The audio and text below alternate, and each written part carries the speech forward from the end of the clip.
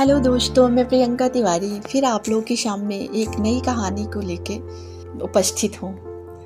मैं आज एक महान योद्धा के बारे में आप लोगों को बताने जा रही हूँ जो कभी मुगलों के आगे नहीं झुका। उनका संघर्ष इतिहास में अमर है। भारत का हर बच्चा उनके बारे में पढ़कर ही बड़ा हुआ है। इसके बावजूद उनके बारे में कुछ बातें ऐसी हैं जो सुनने में तो असंभव लगती है, लेकिन हकीकत में सच है। मैं इस महान योद्धा के बारे में कुछ ऐसी बातें बताने जा रही हूँ। मैं बात कर रही हूँ महाराणा प्रताप सिंह के बारे में। महाराणा प्रताप उदय सिंह द्वितीय और महारानी जयवंता बाई के बेटे थे। दुश्मन भी उनकी युद्ध कला की तारीफ करते थे। इतिहासकारों के मुताबिक महाराणा प्रताप का परिवार भी काफी बड़ा था। महाराणा प्रताप का जन्म हुआ और महाराणा उदय सिंह का भाग्य उदय होने लगा। 9 मई 1540 को प्रताप का जन्म कुंभलगढ़ किले में हुआ था। उनके जन्म के साथ ही महाराणा उदय सिंह ने खोए हुए चित्तौड़ किले को जीत लिया था। इस विजय यात्रा में जयवंता बाई भी उदय सिंह के साथ थी। चित्तौड़ विजय के बाद उदय सिंह ने कई राजघरानों में शादियां की, जिसके बाद प्रताप की मां जयवंता बाई के खिलाफ षड्यंत्र शुरू हो गया। जयवंता बाई बालक कुंवर महाराणा प्रताप को लेकर चित्तौड़ दुर्ग से नीचे बनी हवेली में रहने लगी। यहीं से महाराणा प्रताप की ट्रेनिंग शुरू हुई। महाराणा प्रताप को मिली थी कृष्ण के युद्ध कौशल जैसी ट्रेनिंग। प्रताप की मां जयवंता बाई खुद एक घुड़सवार थी और उन्होंने अपने बेटे को भी दुनिया का बेहतरीन घुड़सवार और शूरवीर बनाया था। वे कृष्ण भक्त थीं, इसलिए कृष्ण के युद्ध कौशल को भी महाराणा प्रताप के जीवन में उतार दिया। इन्हें प्रशासनिक दक्षता सिखाई और रणनीतिकार बनाया। महाराणा प्रताप का जन्म कुंभलगढ़ के किले में हुआ था। उनका बचपन चित्तौड़ में बीता। बचपन से निडर, साहसी और भाला चलाने में निपुण महाराणा प्रताप जंगल में एक बार शेर से ही भिड़ गए थे और उसे मार दिया था। अपनी मातृभूमि मेवाड़ को अकबर के हाथों जाने से बचाने के लिए महाराणा प्रताप ने एक बड़ी सेना भी तैयार की थी, जिसमें अधिकतर भील लड़ाके थे। यह गुरिल्ला युद्ध में महारत रखते थे। महाराणा प्रताप के बारे में कुछ रोचक तथ्य बताती हूँ। महाराणा प्रताप एक ही झटके में घोड़े समेत दुश्मन सैनिक को काट डालते थे। महाराणा प्रताप के भाले का वजन 81 किलो था और कवच का वजन 72 किलो। कवच, भाला, ढाल और हाथ में तलवार का वजन मिलाए तो 208 किलो था। ये बात अचंभित करने वाली है कि इतना वजन लेकर महाराणा प्रताप रणभूमि में लड़ते थे। आज भी महाराणा प्रताप की तलवार, कवच आदि सामान उदयपुर राजघराने के संग्रहालय में सुरक्षित है। अकबर ने कहा था कि अगर राणा प्रताप मेरे सामने झुकते हैं तो आधे हिंदुस्तान के वारिस वो होंगे, पर बादशाहत मेरी ही रहेगी।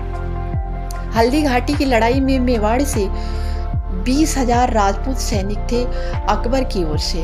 80,000 मुगल सैनिक युद्ध में सम्मिलित हुए थे।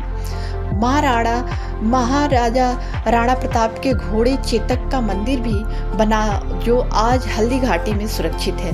महाराणा ने जब महलों का त्याग किया तब उनके साथ लोहार जाति के हजारों लोगों ने भी घर छोड़ा और दिन रात महाराणा की फौज के लिए तलवारें बनाई।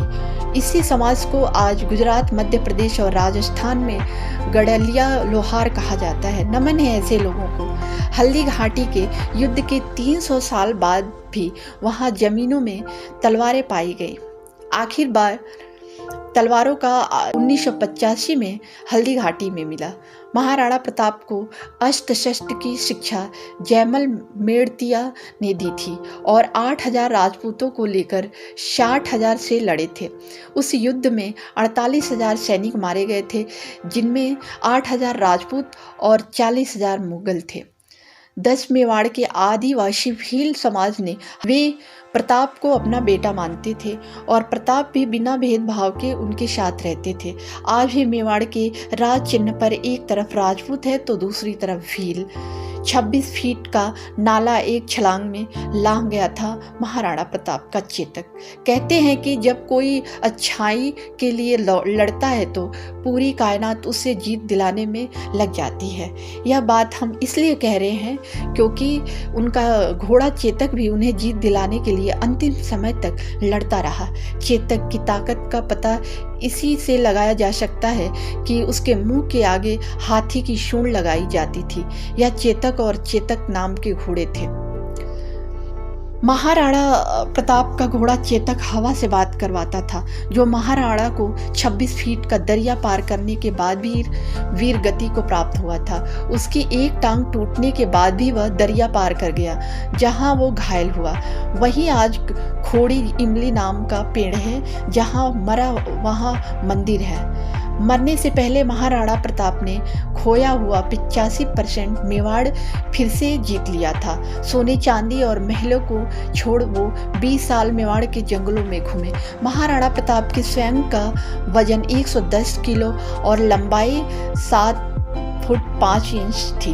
2 म्यान वाली तलवार और 81 किलो का भाला रखते थे। हाथ में प्रताप हमेशा 2 तलवार रखते थे, एक अपने लिए और एक निहत्थे दुश्मनों के लिए, क्योंकि प्रताप कभी निहत्थे पर वार नहीं करते थे। महाराणा प्रताप शहीद चेतक करीब 200 किलो से ज़्यादा वजन लेकर हवा की गति से रणभूमि में चलता था और वह कारनामे कर देता था जो घोड़े नहीं कर पाते थे। रणभूमि में महाराणा के भाले और कवच से ही शत्रु भयभीत हो जाया करते थे। मेवाड़ राजघराने के वारिस को एक लिंग जी भगवान दीवान माना जाता है।